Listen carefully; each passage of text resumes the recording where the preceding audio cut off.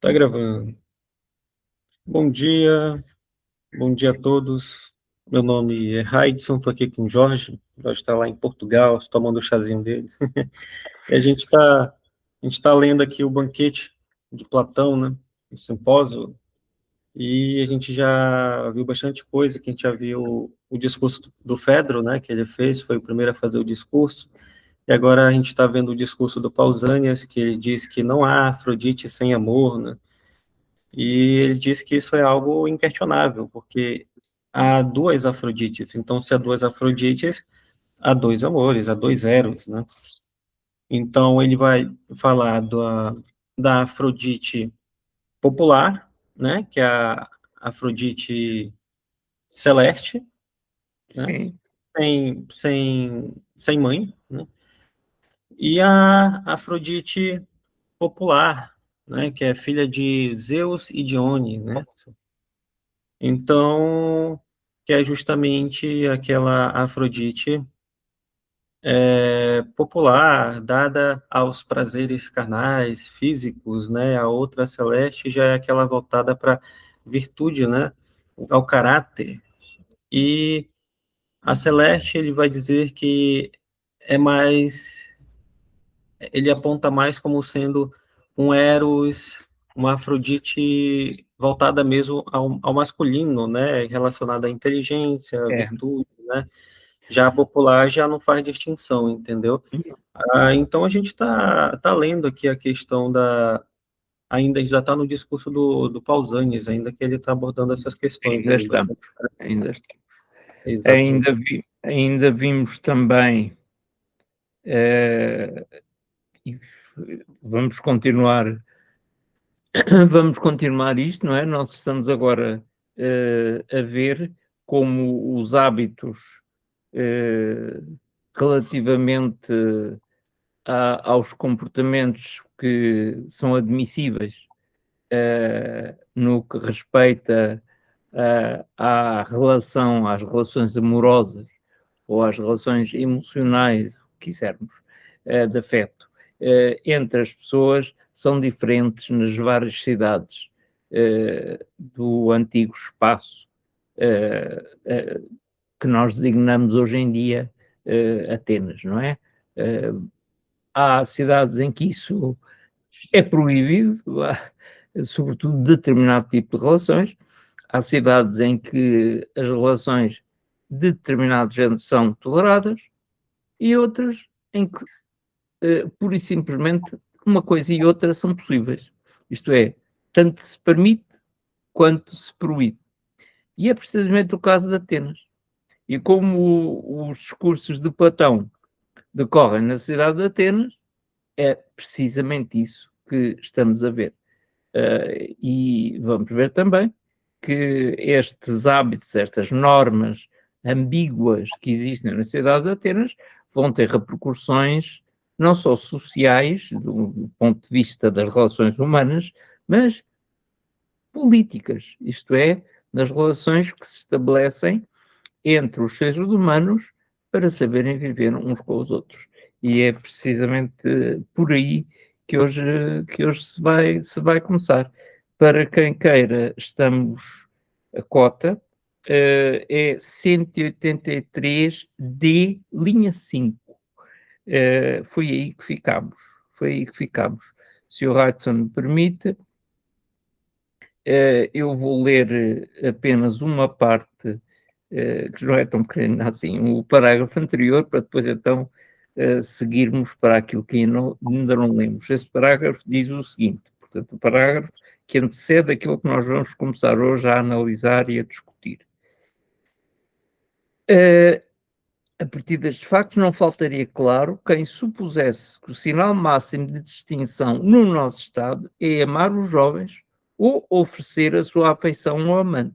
Entretanto, quando os pais proíbem os filhos de ter conversas com amantes e transmitem expressamente essa ordem aos preceptores encarregados de os vigiarem, os jovens da mesma idade e os camaradas não deixam de criticar se veem algumas coisas do género.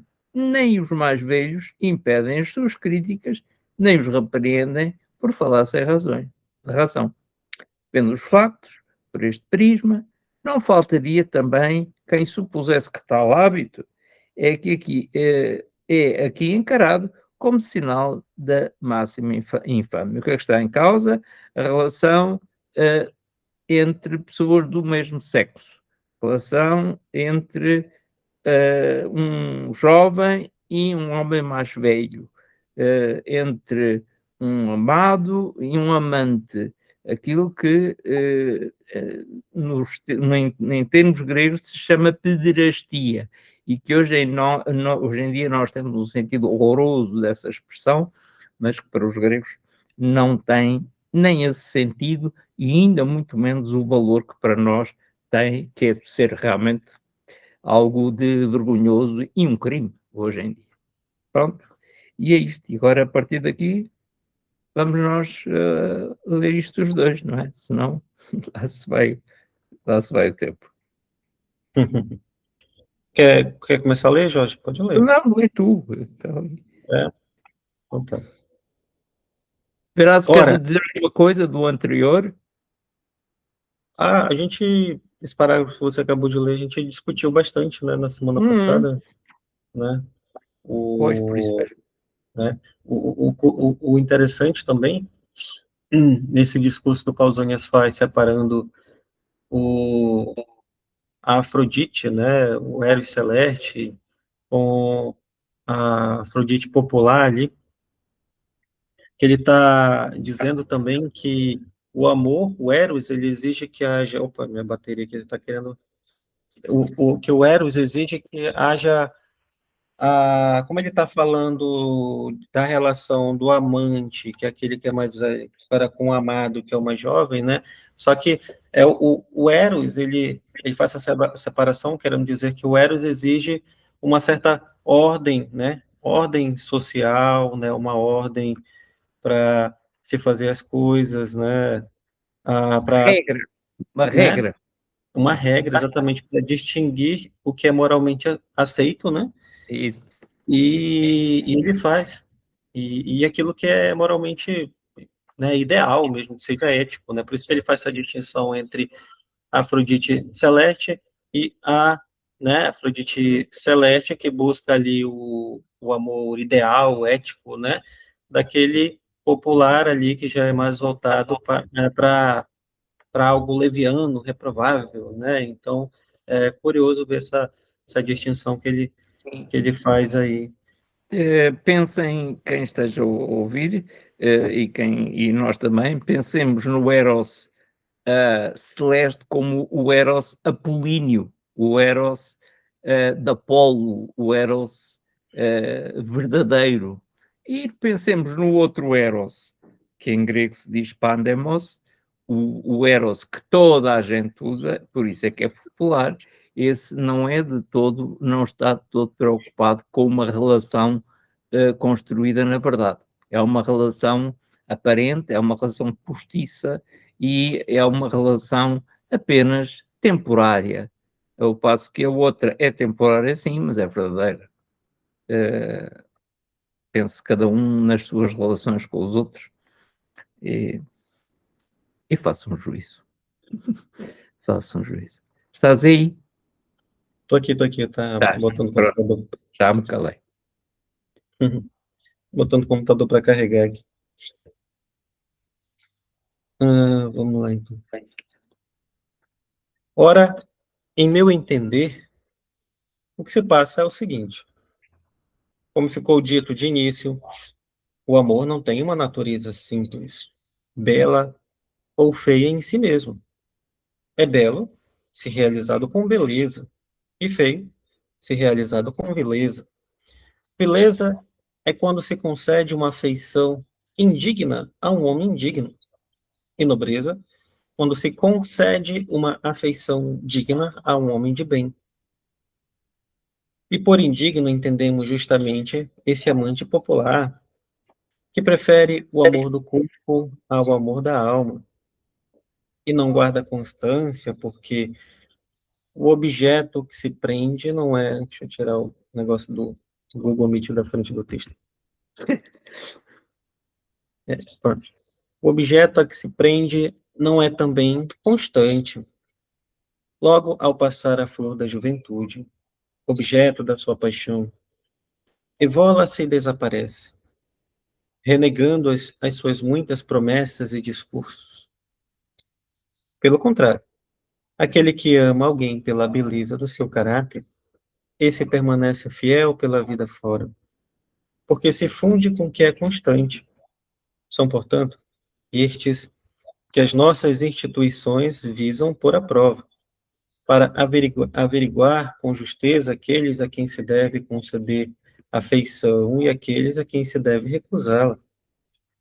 E com este fito se recomenda a uns que persigam e a outros que se defendam, a fim de ajuizar, nesta competição, a qual das duas categorias pertencem tanto o amante como o amado.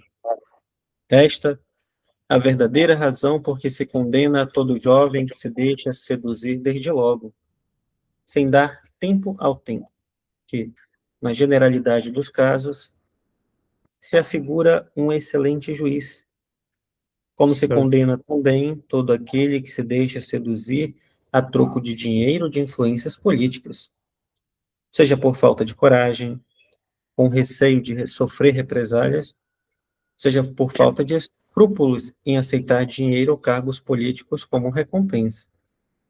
Efetivamente, não é de crer que qualquer destes motivos ofereça segurança e estabilidade, nem tampouco que daí possa resultar uma amizade nobre. Pronto, cá está a tal reflexão sobre o tempo, não é? Que eu te disse que era para evitar Hum. entrar sem chegar ao fim, a semana passada. Ora bem, vamos lá então a isto.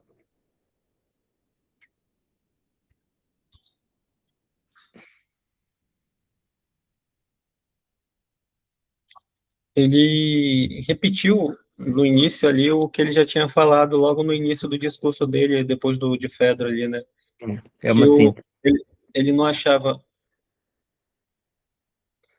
Oi, oi, tá aí, Jorge? Sim.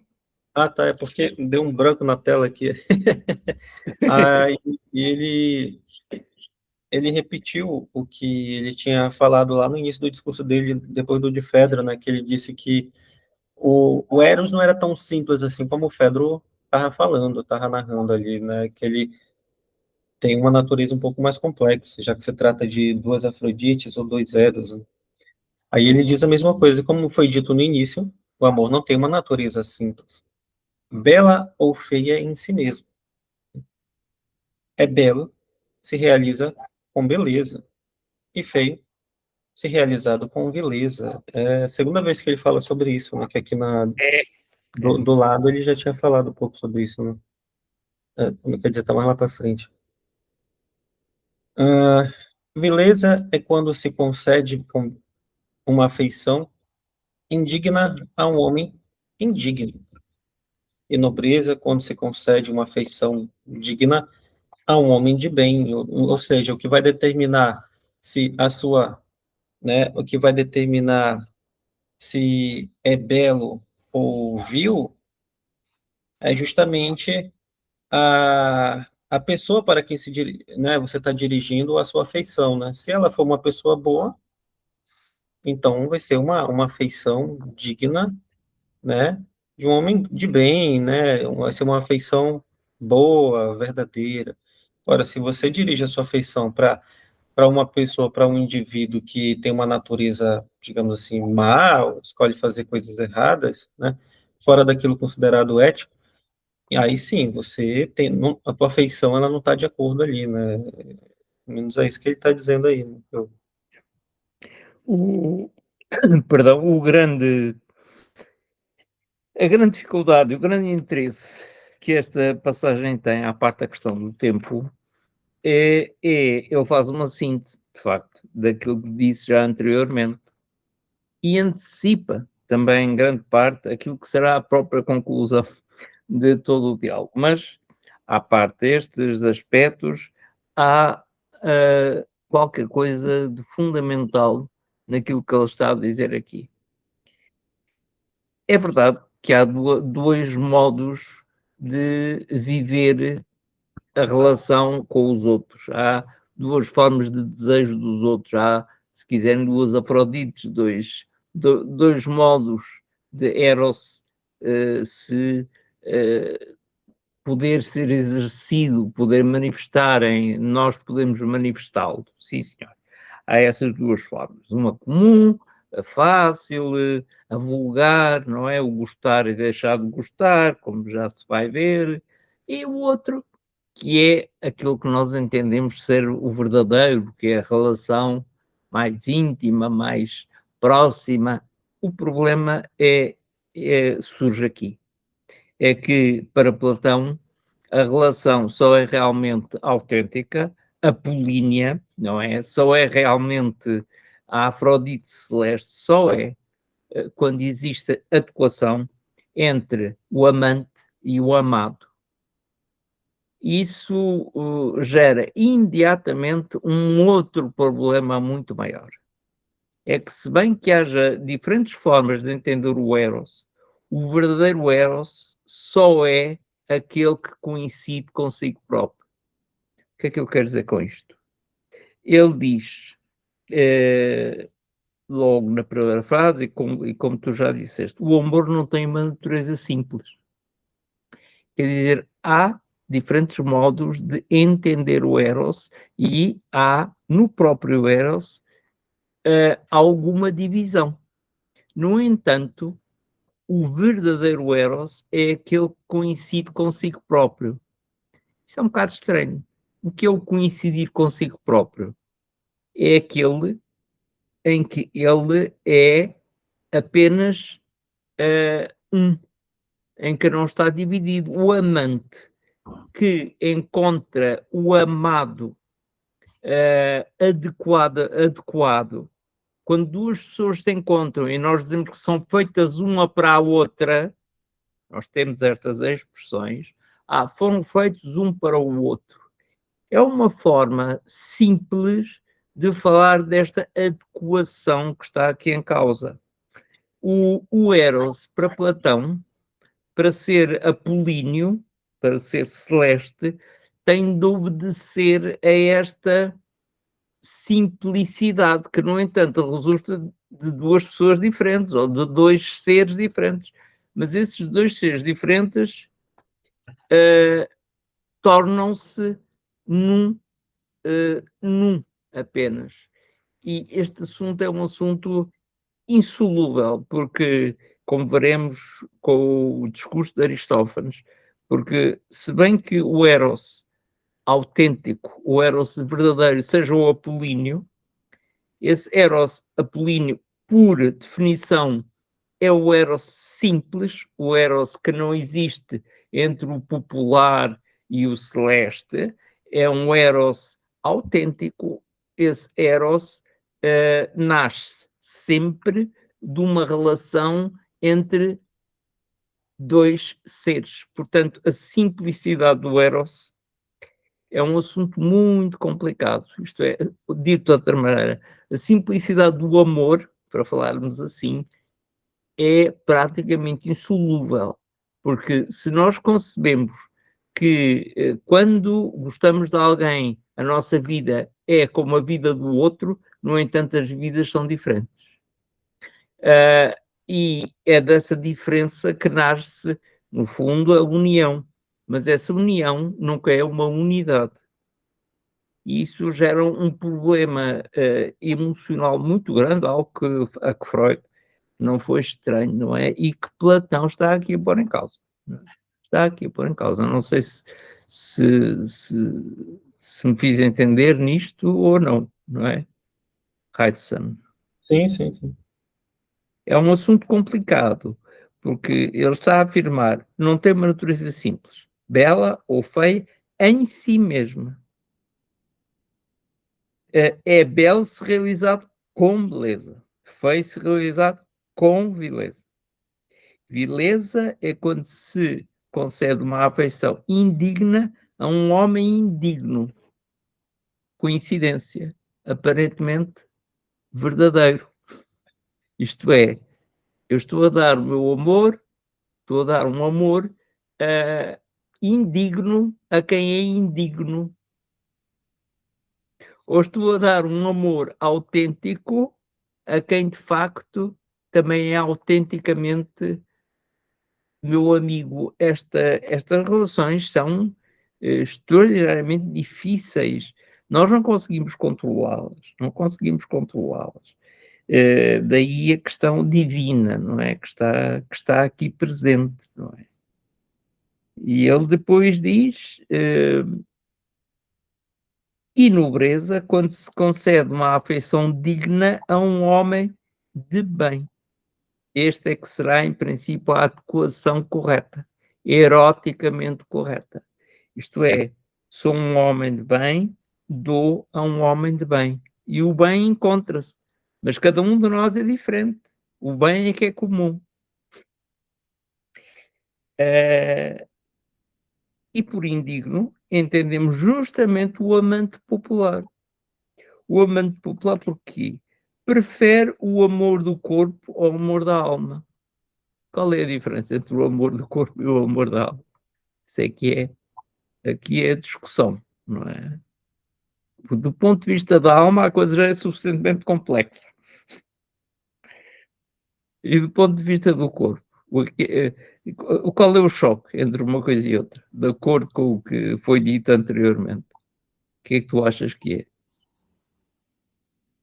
A diferença do amor do corpo para Da da alma, alma, de acordo com o que está dito atrás.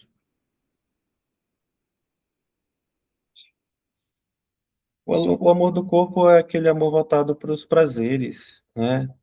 Para orgias, para falta de Ok, discernimento, ok. né?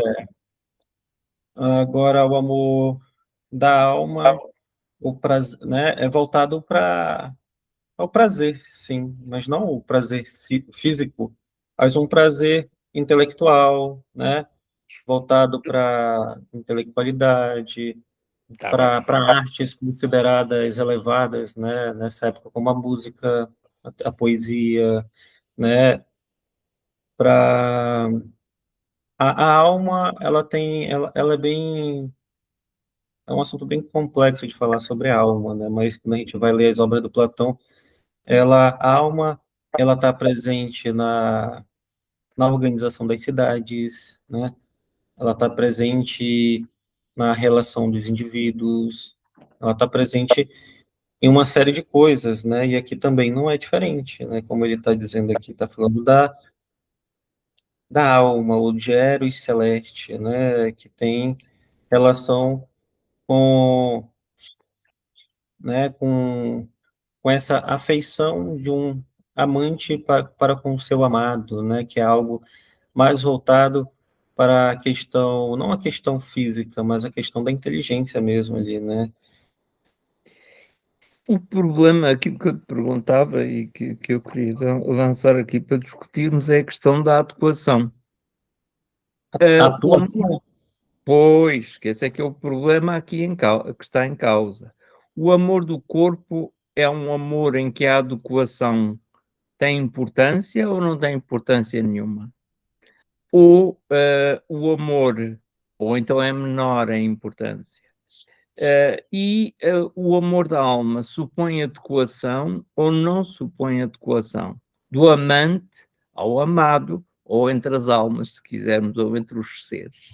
É esse o grande problema aqui, não é? A questão da adequação, por isso é que ele diz anteriormente, é quando se consegue uma afeição indigna a um homem indigno. Tem de haver adequação entre dois seres. Mas a adequação é diferente. Não quer dizer que não haja adequação na vileza. É claro que existe. São os dois, são vilões. Existe adequação. Eles são adequados. Mas do ponto de vista erótico, não são. Claro que não são. Porque do ponto de vista do Eros, o que vence é o bem. É a verdade. Portanto, aí não é o caso.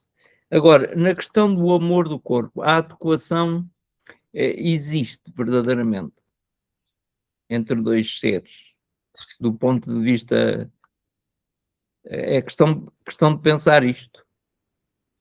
Se aquilo que eu gosto na relação que tenho com alguém É a adequação do corpo ou é a adequação que eu tenho com o ser da pessoa que me permite ter uma relação de adequação com o corpo dela? Um assunto muito complexo. Não sei se me estou a fazer entender com isto. Sim, sim. A, a questão da adequação,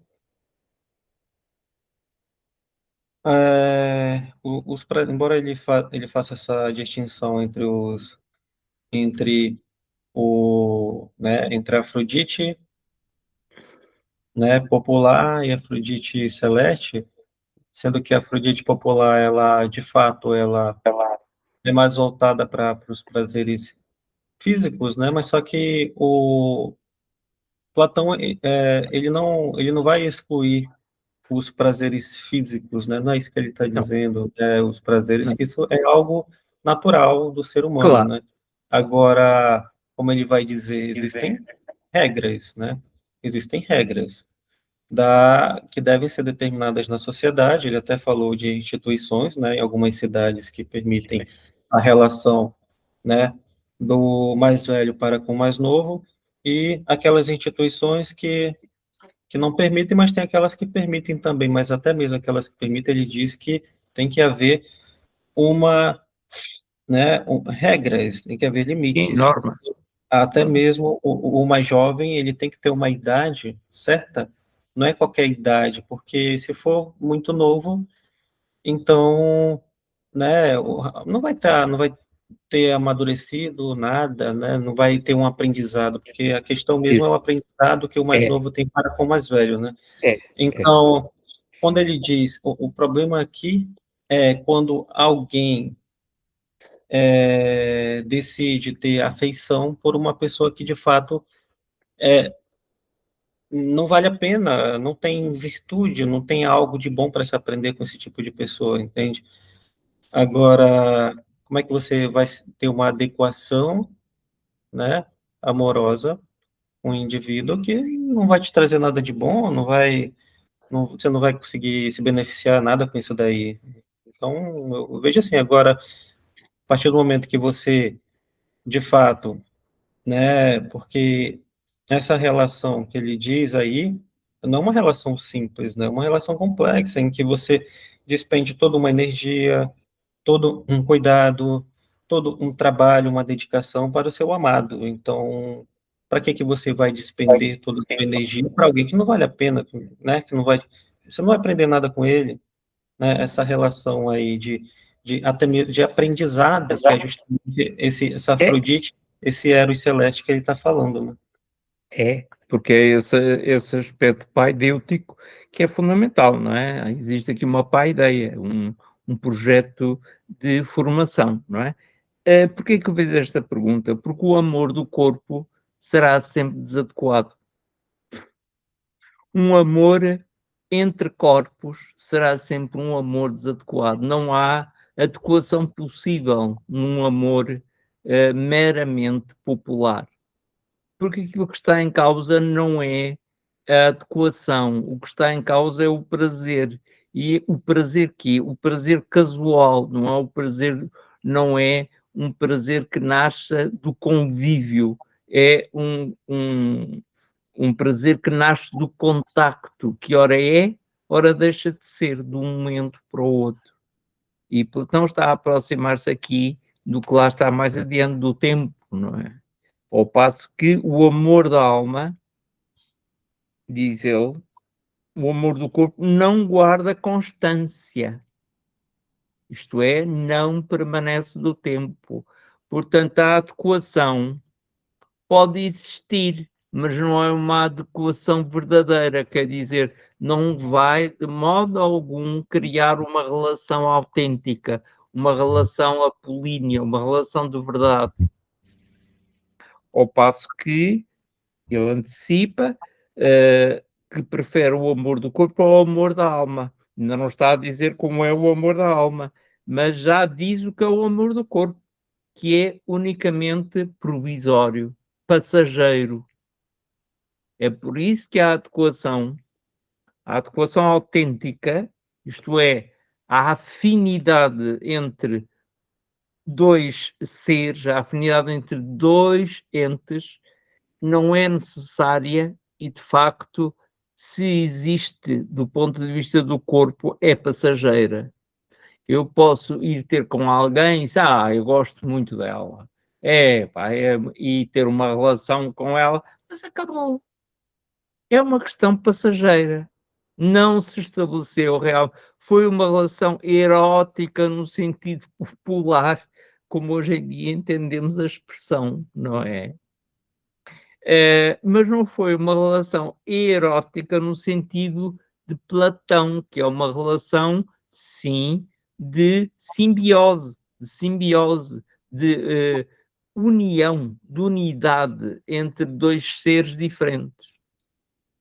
Esse é um aspecto verdadeiro, é um aspecto puro, é um aspecto absoluto. Já entra num outro domínio, e é isso que ele vai desenvolver. Daí a adequação. Entre o corpo, essa adequação não é nada. É uma coisa passageira. Mas entre as almas, a adequação, ou seja, entre os seres, o ser de cada um de nós e o ser de outra pessoa, essa adequação é de outro tipo. E essa adequação tem de existir com base na virtude. Se não falha. É postiça, é passageira. Não é? Daí a relação. Não sei se me fiz entender com isto ou se diz, Sim, sim, fez sim. mas, O que será que tem? Oi? mas não gerou confusão, não Não, não. O próprio texto deixa bem claro, né, a é, diferença. penso que sim. O que será que tem mais aí para se Tem a aprofundar? seguir, logo a seguir. Ele agora vai começar a dizer então o que é o amor da alma, uma vez que o do corpo não tem constância. Agora vai dizer o que é o amor da alma, idealmente será. Hum, bora, Idealmente. bora ver aqui. E por indigno entendemos justamente esse amante popular que prefere o amor do corpo ao amor da alma, e não guarda a constância, porque o objeto a que se prende não é também constante. Então, Logo, ao passar a flor da juventude, objeto da sua paixão, evola-se e desaparece. Essa nota de rodapé aqui embaixo, o que está dizendo aqui? 37. Conferir Ilíada. A superioridade do amor da alma sobre o amor físico é, como se vê, uma ideia corrente nos círculos aristocráticos atenienses, que Platão aproveitou para tema de discussão em grande parte dos seus diálogos. é verdade. Com este passo, compare-se, por exemplo, o primeiro discurso de Sócrates no É, Fedro ou no Alcibiades I. sim. Olha que interessante. Então, É no Alcibiades, sim. No primeiro, sim. Sim. então, então essa superioridade da alma para com o corpo é algo que já vinha da cultura aristocrática, como Pois, é próprio da aristocracia, pois. É sim, próprio da cultura grega, não é? O ser, não é? A alma entendida aqui no ser da pessoa, naquilo que dá vida à pessoa, que é isso que o alma significa em grego.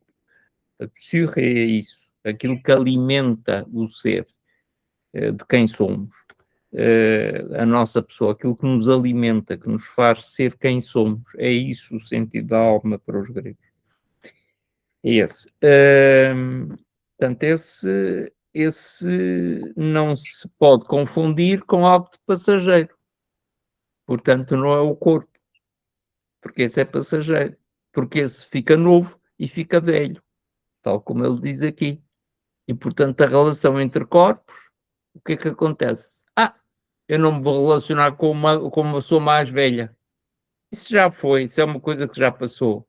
Ou a relação que eu posso ter com ela é uma relação que voa, não é? Evolua-se, não é?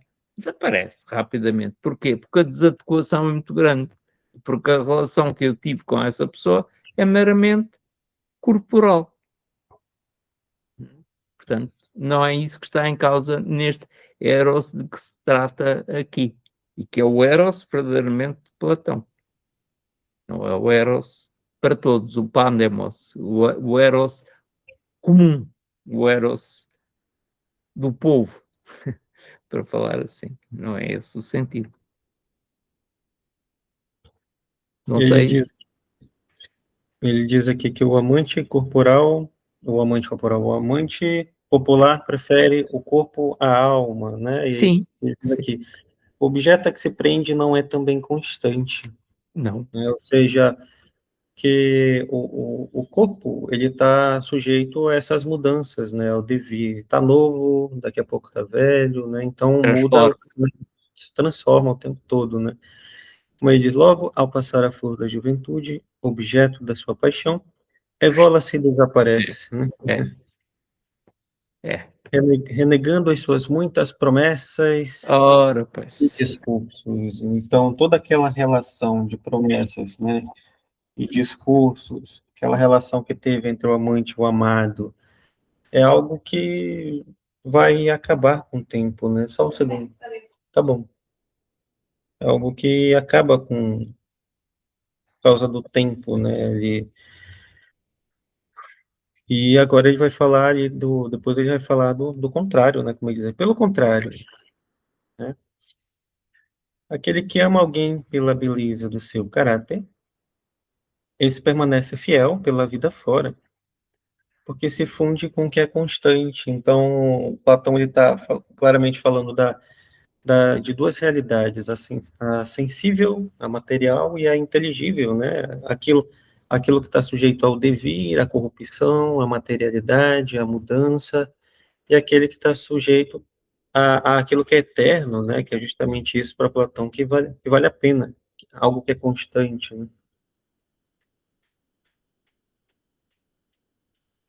Então, É, é bom que nós, para vivermos, para colocarmos todo este texto na nossa vida, a nossa vida vivida, atualmente não é no tempo, é aqui neste momento. É bom que nós pensemos, ou será conveniente que nós pensemos, quanto ao longo da nossa vida as transformações não afetam a constância. Isto é, as transformações que nós observamos nos outros, mesmo a começar pelas transformações estéticas, visualizáveis, não é? Audíveis, eh, quanto essas não afetam também a relação de constância que temos com os outros. É bom que cada um pense isso. Quantas vezes nós somos capazes de pensar assim: ele está velho, ele já não pensa como, como nós, é uma questão de afetar por uma designação, por uma aparência, a constância que temos da relação com essa pessoa. É muito comum isso acontecer. Eu não estou a falar intelectualmente, serve até o contrário. Não é assim, mas é na relação física com os outros. Quantas vezes, quais são muitas vezes os problemas naquele momento de transformação fisiológica das idades da mulher e do homem? Por volta dos 50, 52 anos, o que é que se passa aí? Passa-se uma transformação física muito grande. O que é que acontece muitas vezes nessa altura? A infidelidade, isto é, a ruptura da constância. Porquê? Por motivos vários, mas um dos motivos é, sem dúvida, a transformação física. a relação física que deixa de ser a mesma.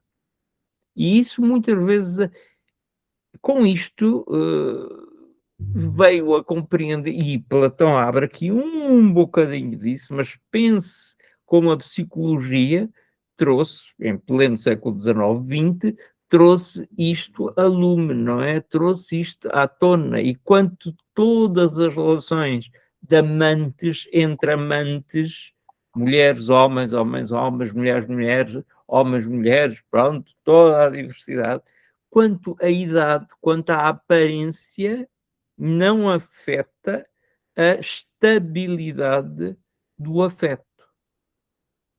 Platão é muito certeiro naquilo que diz, porque está a colocar o dedo na ferida, como nós dizemos. Nós, porventura, realmente reconhecemos a enorme importância da relação autêntica, apolínea, constante, do compromisso, mas nunca conseguimos escapar inteiramente ao tempo da relação corporal, ao tempo e a alguma superficialidade da relação corporal. É um assunto extremamente complexo que ele vai tratar com outros intervenientes aqui e, sobretudo, em outros diálogos. No Fedro, isso é claro, e Alcibiades é pouco, é só no início. Em Lísis, sim, também. No fundo, isto significa a fragilidade do Eros. A fragilidade do Eros. Por isso, o Eros é simples, mas ao mesmo tempo é facilmente divisível. É divisível.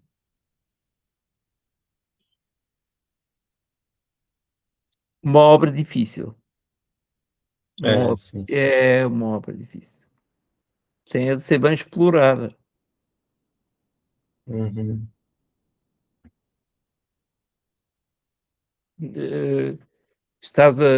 Quer dizer, estamos a conseguir os dois entender-nos nisto ou não? Sim, sim. Porque de outra maneira falhamos, não é? Um e outro. Uhum. Pois. Uhum. Pelo Ah, contrário, aquele que ama alguém pela beleza do seu caráter, era isso que ias ler, Lê? hã? Era isso que tu ias ler, não é? Eu li, na realidade, Já leste. Pela beleza o caráter aqui é o seu ser. O caráter está aqui por exis, em grego. Aquilo que lhe atribui ou lhe permite ser quem é. Palavra exata. O seu caráter, esse permanece fiel pela vida fora. Agora, o que é isto? Isso agora, pronto. A beleza do caráter permanece fiel pela vida fora. Desculpa, vida fora.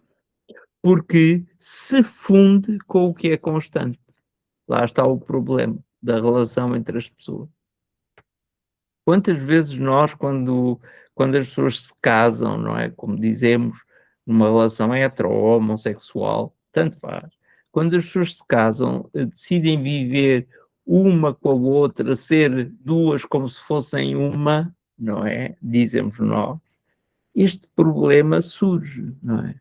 É constante, não é constante, é constante, é e não é. É e não é. Existe aqui um modelo divino, não é? Um modelo divino, um modelo perfeito, um modelo de coincidência total entre dois seres diferentes. E isso é estranho. É estranho.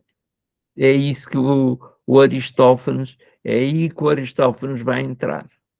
E é aí que ele, é a partir daqui, deste passozinho, e vai dar cabo da nossa cabeça com as suas com as suas com a sua reflexão, não é? Uhum. É, bora ver mais o que é que tem aqui. São, portanto, estes que as nossas instituições visam pôr à prova, para averiguar com justeza aqueles a quem se deve conceder afeição e aqueles a quem se deve recusá-la. E com este fito se recomenda a uns que persigam e a outros que se defendam, a fim de ajuizar nesta competição a qual das duas categorias pertencem tanto o amante como o amado. Essa E nota de agora? rodar aqui. E As agora? duas, as duas categorias são a do Eros Urânios, amor celeste, e do Eros Pandemos, amor popular, de que Pausanias fez menção no início do discurso. O passo seguinte refere-se às circunstâncias em que parece mal um jovem deixar-se seduzir. O argumento invocado é que daí não pode nascer uma amizade generosa.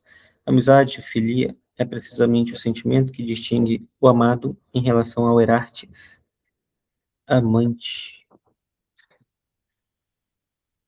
Outro problema para a nossa cultura, a diferença entre o amor e a amizade. Já está presente aqui. Hum, Mas isso, pronto, não vamos. Isso é o tema do diálogo Lisis. O diálogo Lisis é um diálogo sobre a filia. filia. Filia. Ah, a filosofia é isso mesmo, não é? Filia, vem daí. Já o banquete é sobre o Eros, não é? Tal como o Fedro é sobre o Kalos, sobre o Belo, tal como o Fédon é sobre a Psyche, sobre a alma. Estes 4 diálogos, do ponto de vista da compreensão do que é o amor, a amizade, a relação, o afeto, o homem, o divino, a personalidade, o ser do homem, são fundamentais. Tal como a república e as leis são para a sociedade e muito mais, ou tal como o Teeteto, o Gorgias, o sofista, o político são para o ponto de vista epistemológico e também ontológico, não é? Mas estes 4 que eu referi são fundamentais. Não vale a pena quem queira compreender o caráter de Eros, ou do amor, ou da relação autêntica entre 2 seres, não é? Na Idade Antiga, portanto, os gregos e os romanos, se não ler estes diálogos, nunca irá perceber e será uma pessoa completamente cheia de preconceitos acerca do assunto. Tu que escolheste um trabalho como estás a desenvolver, escolheste qualquer coisa de complicado. É difícil, Bem complicado, mas bem complicado. é verdade. Que ele é tirano, é. Isso é. Isso é. Claro que é. É tirano de todos os pontos de vista. Na sua autenticidade, no seu aspecto apolíneo, não deixa de ser tirânico também do ponto de vista plebeu. As duas coisas. Nem do ponto de vista psicológico da alma, nem do ponto de vista somático do corpo. Nem uma coisa, nem outra. É sempre tirânico, sempre. E o homem não é verdadeiramente aquele que domina o Eros. Não é. Não é. Se é totalmente dominado por ele, não se vai discutir. Eu não vou. Agora, se realmente é em grande parte, ou na maior parte da sua vida, condicionado por ele, é. E que essa é a sua forma tirânica, é. Como? Ao longo do tempo. É isso que se vai ver agora aqui, neste parágrafo, sim. Por isso ele tem importância, este parágrafo. Uhum. É. O que mais que tem? Muito. Tá, esta a verdadeira razão por que se condena todo jovem que se deixa seduzir, desde logo, sem dar tempo ao tempo, que, na generalidade dos casos, se afigura um excelente juiz. Como se condena também todo aquele que se deixa seduzir a troco de dinheiro ou de influências políticas, seja por falta de coragem, com receio de sofrer represálias, seja por falta de escrúpulos em aceitar dinheiro ou cargos políticos como recompensa. Efetivamente, não é de crer que qualquer destes motivos ofereça segurança e estabilidade, nem tampouco que daí possa resultar uma amizade nobre. Ele faz uma limitação aí, né? Não é se envolvendo cedo demais, não é conseguindo influências políticas, poder, dinheiro, né? Mesmo que você ceda por medo de sofrer algum tipo de represália, vingança, como Isso, ele diz, isso, né? isso. Ou, ou até mesmo por falta como ele diz, escrutínio, né? Ou você aceita porque você não tem um bom caráter mesmo, né? Ou seja lá qual seja o motivo, né? Isso, Então, isso. né? Como ele É diz, não é isso. de qualquer destes motivos ofereça segurança e estabilidade, nem Pronto, tampouco que daí possa resultar uma amizade nobre, né? Uma pronto. amizade voltada, né, para aquilo que de fato interessa, que é as coisas a respeito da alma, né, do intelecto, do conhecimento. O termo grego aí é ariston mesmo, a alma nobre, não é? A alma excelente, não é? A alma excelente. Agora, há realmente aqui um problema, eu lembro uma vez de me ter sido apresentado a seguinte expressão. E eu achei, foi-me apresentado isso, e àqueles que ali estavam, e foi muito interessante, não só as reações, quanto o facto da ideia ter surgido ao rapaz naquele momento. Ele disse assim: Pois, mas todos nós temos o nosso preço. Foi muito forte a expressão. Estávamos nesta discussão, precisamente aqui, e ele disse: Pois, mas o que é que lhe garante que todos nós não temos o nosso preço? Não é isso que o ditado popular diz? Todo homem tem o seu preço. E eu respondi, rapidamente respondi isto: Pois é, mas Platão diz que se tivermos um preço, então não temos nobreza. Porque a nobreza, por natureza, é permanente, é constante, é algo que caracteriza o ser de cada um de nós. Ou é, ou não é. E ele diz também a seguir: então quer dizer, não se pode adquirir força. Foi uma sessão que houve de grande interesse. E o rapaz disse: não quer dizer, eu não me posso tornar nobre. E eu respondi-lhe: podes, podes tornar-te nobre, podes aperfeiçoar-te para alcançares essa nobreza. O, então eu não sou nobre. E eu, nessa altura, disse-lhe: nobre és não soube dizer mais do que isto, nobre és potencialmente. Nobre és potencialmente, mas não és não estás, não és o Ariston, não és a excelência já.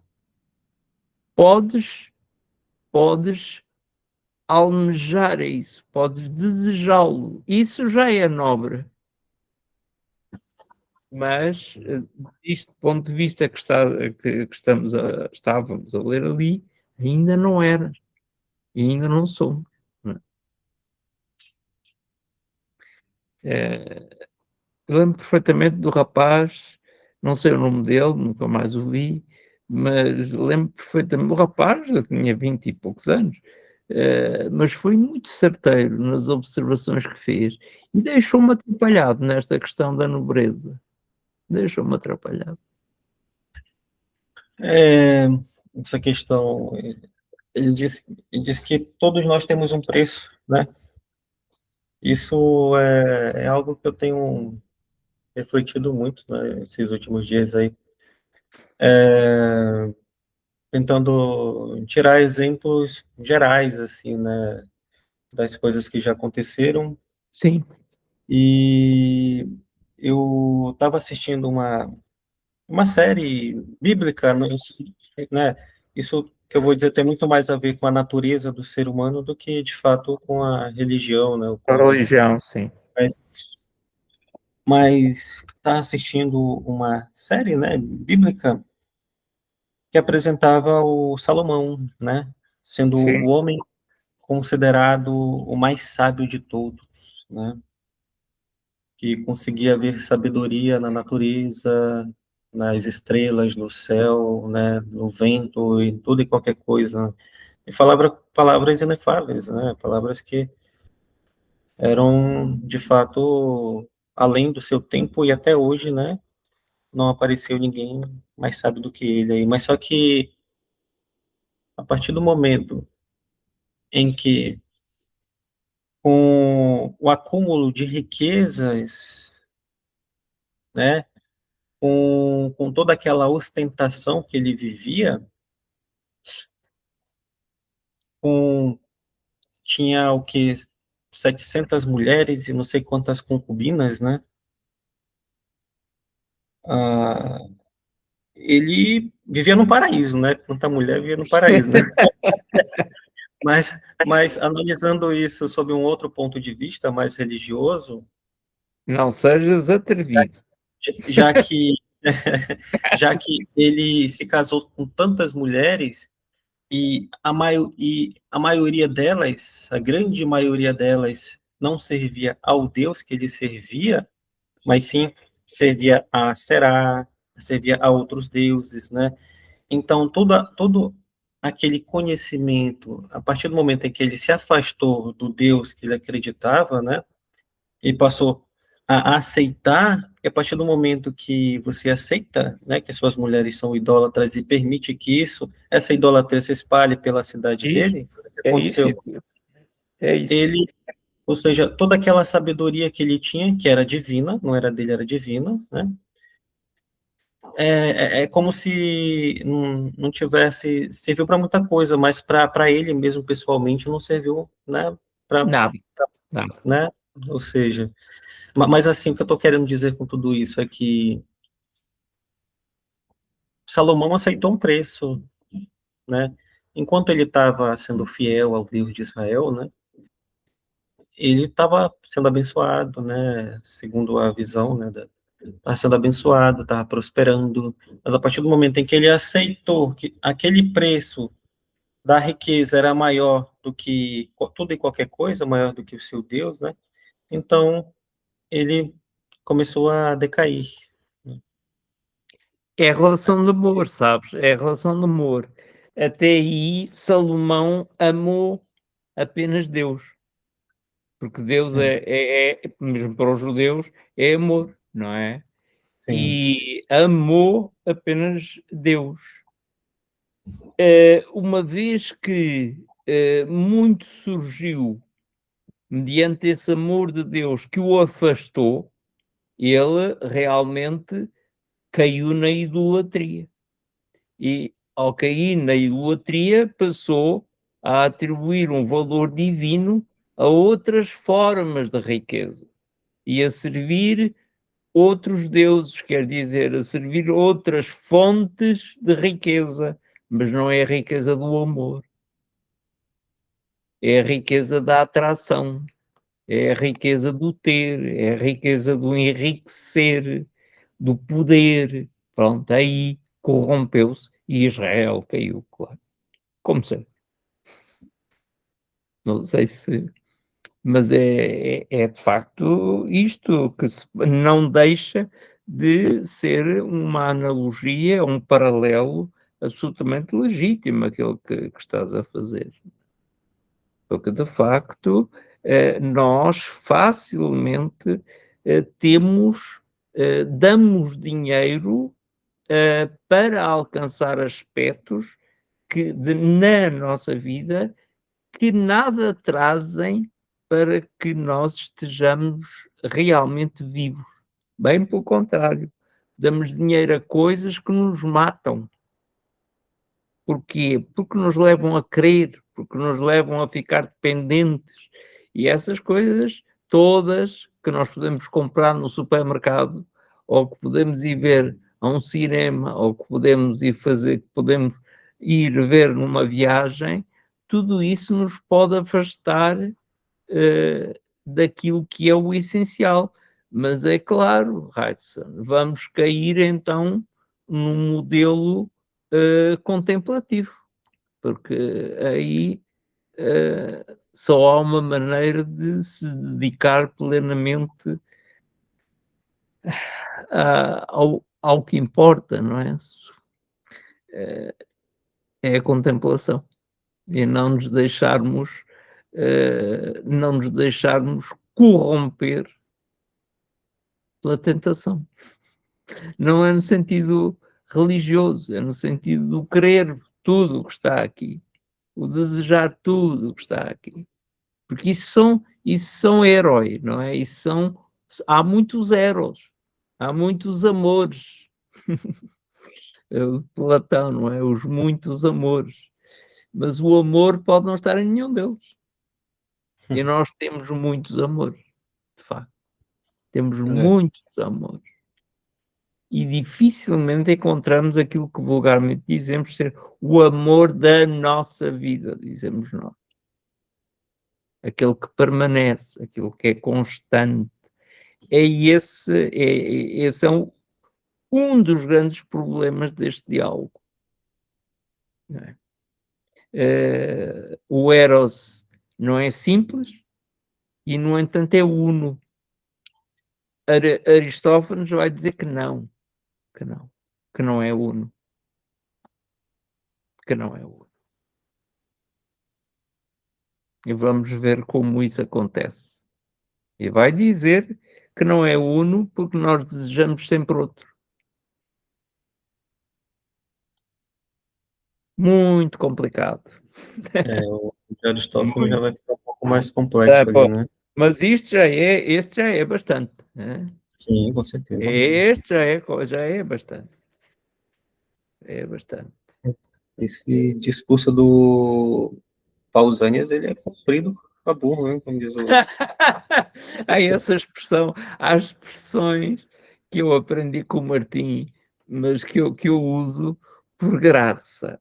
Mas são tão engraçadas que ele também diz, exatamente assim, epá, isto é comprido para burro.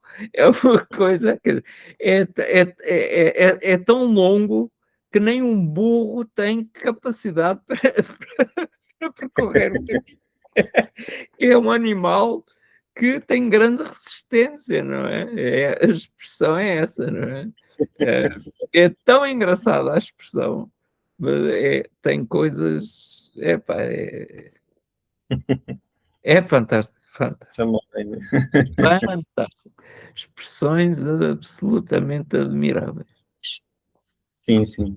Ah, Bom, será que dá para a gente terminar o discurso do Pausanias? Acho que ainda tem não, um. Acho que não, não, né? não, não. Tem muita coisa para analisar, né?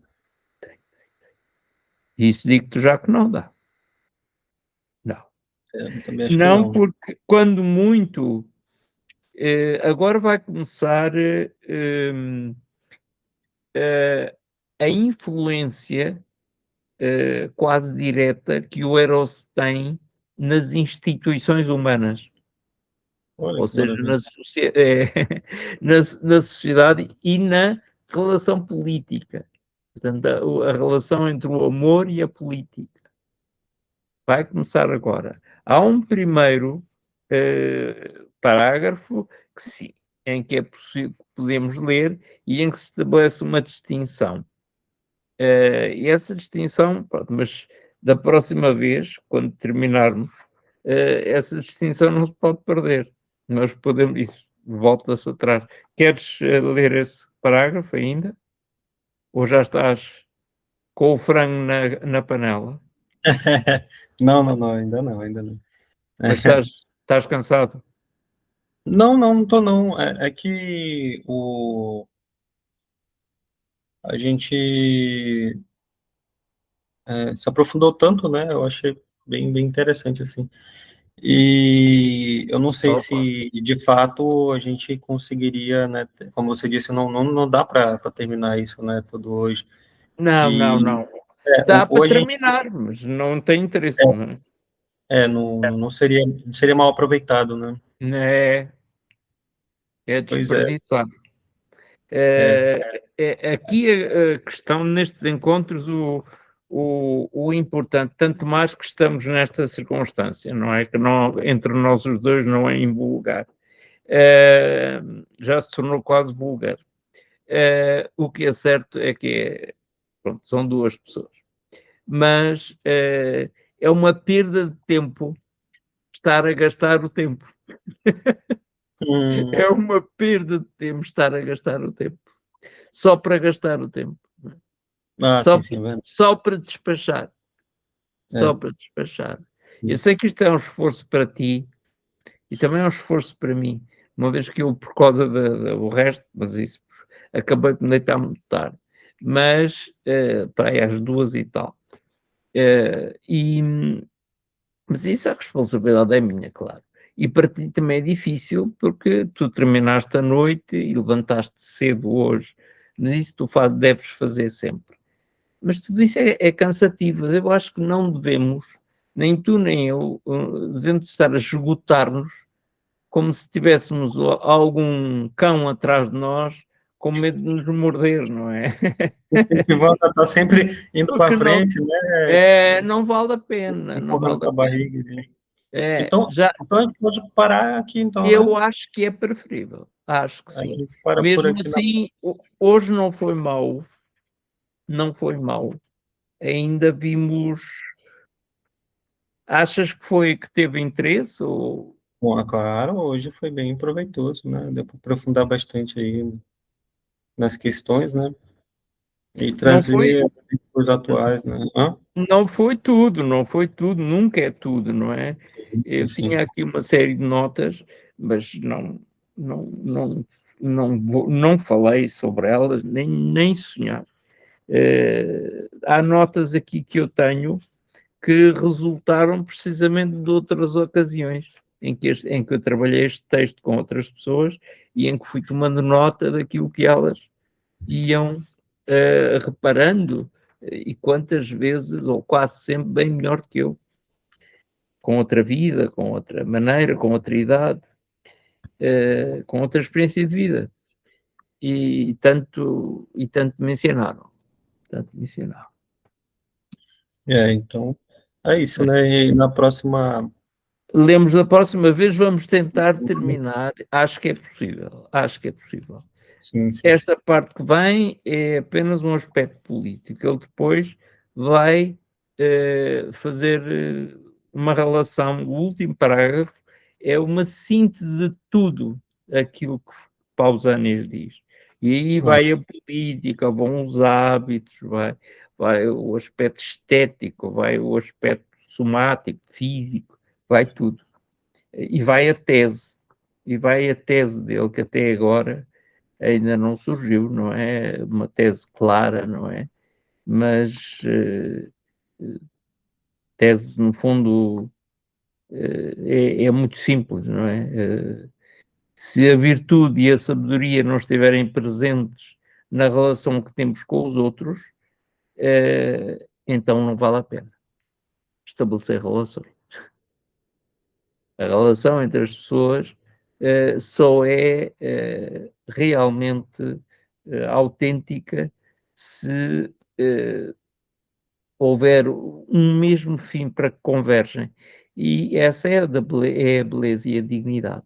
Se isso falha, não há sabedoria, não há virtude, e portanto o Eros não é virtuoso. Porque o Eros, no fundo, tem de ser filósofo, tem de ser uma virtude, tem de ser sábio, e portanto tem de ser digno. Se não for uma destas coisas, é um tirano. Ele só não é tirano reunindo estes aspectos. Aí é libertador. Agora, o problema é que connosco a coisa parece sempre parar muito ao lado do meu, não é? Pois é. Enfim. Uhum. Tá bom, eu vou parar a gravação aqui. Vou dar uma